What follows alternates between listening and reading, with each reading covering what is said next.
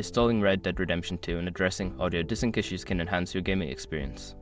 Follow these steps to ensure a smooth installation and fix any audio problems.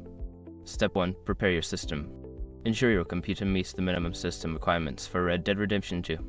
Check your operating system, RAM, graphics card, and available storage space. Step 2. Purchase and download the game. Visit a reputable digital game store such as Steam or the Rockstar Games launcher to purchase Red Dead Redemption 2. Follow the prompts to download the game to your computer. Step 3. Install the game. Once the download is complete, locate the installation file in your Downloads folder. Double-click the file and follow the on-screen instructions to install the game on your system. Step 4. Update audio drivers. To prevent audio desync issues, ensure your audio drivers are up to date. Go to the manufacturer's website for your sound card or use Windows Device Manager to check for updates. Step 5. Adjust in-game audio settings. Launch Red Dead Redemption 2 and navigate to the audio settings.